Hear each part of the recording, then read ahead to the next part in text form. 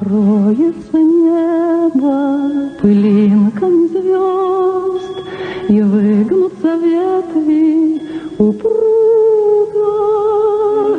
Тебя я услышу за 1000 верст.